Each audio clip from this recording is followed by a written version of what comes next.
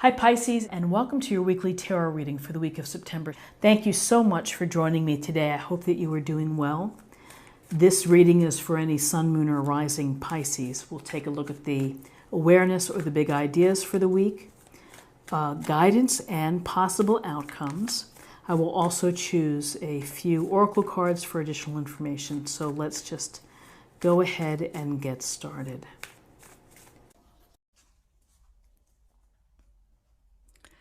Okay, so we have the Ace of Pentacles, we have Temperance, Major Arcana, and we have the Six of Cups. So the Ace of Pentacles is one of the most glorious cards in all of tarot because it speaks to abundance in all areas of your life. The potential of having abundance and prosperity. And prosperity and abundance in all areas, spiritually, relationship-wise, career-wise, financially. And it's the gift or blessing from the universe. But, it's not a gimme, as we would say in golf. We would say that it's going to take an effort on your part. And so it's the effort of being pragmatic, of using common sense, of making a plan for you and nurturing your ideas in order to build abundance within your life. So making good connections for your career, finding good people to help manage your money or help you invest, doing things that are wise and prudent with respect to your budget. So there's a lot from your end that if you are pragmatic, if you are slow and steady wins the race, that ultimately you can have prosperity within your life. It truly is, again, a gift or blessing from the universe because it's telling you what can be. And so here's this beautiful, beautiful illustration with the giant pentacle and the abundance around it. So on a literal level, sometimes when the Ace of Pentacles turns up in a reading, it can suggest an unexpected windfall. Money coming to you that was unexpected. It could be a tiny amount, it could be something more significant. So the possibility exists.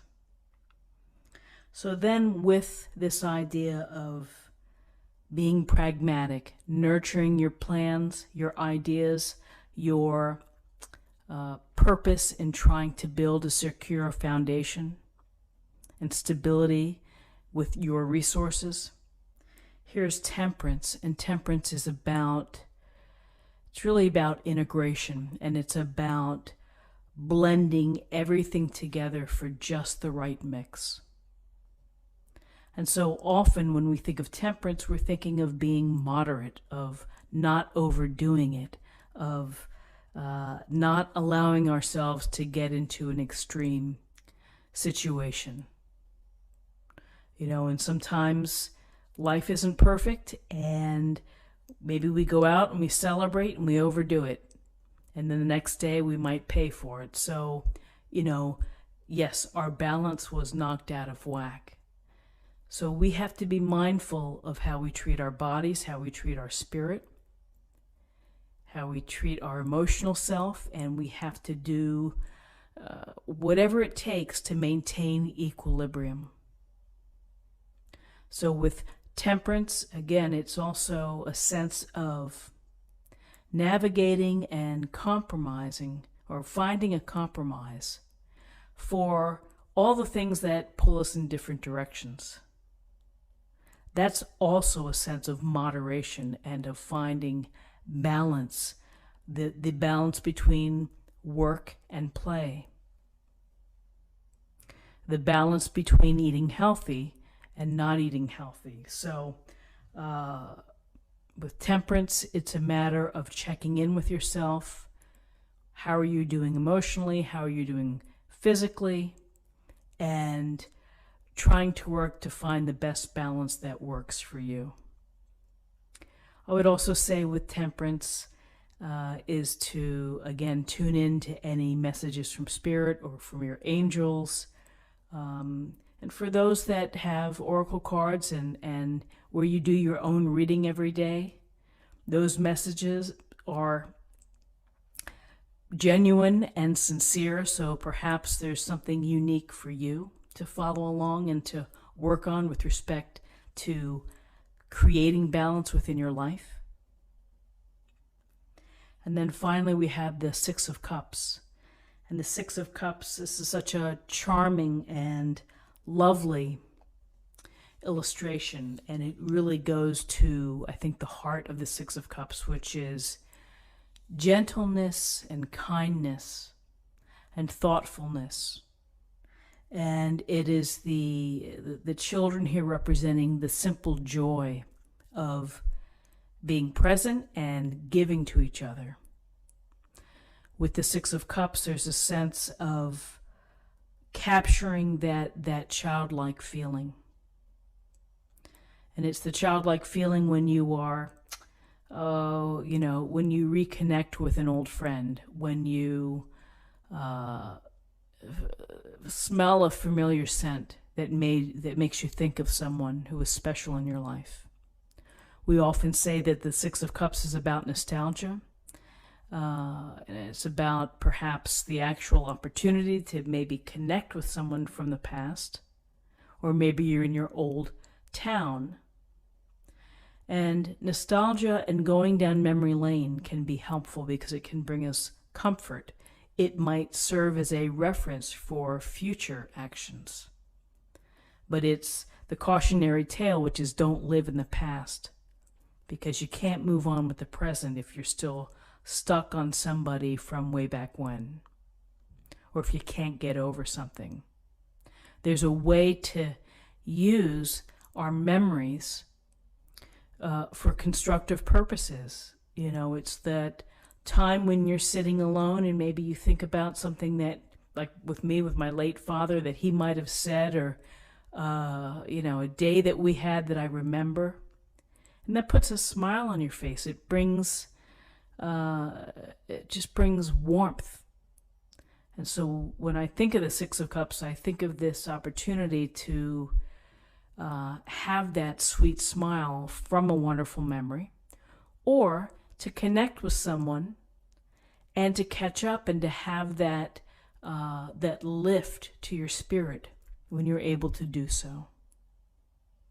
So beautiful cards for Thursday, absolutely lovely cards, anchored by balance and temperance, which is finding the right equilibrium, the right mix of all of the elements and all of the things, the obligations and responsibilities that you have to consider. Okay, let's take a look at the numbers. We have 1 and 14 is 15, and 15 and 6 is 21, and 21 reduces to 3. 3 is about communication. It's about group activities. It's about how we express ourselves, and it can be about creativity. So finally, I'm going to choose an oracle card, and we'll get a little more information for the day.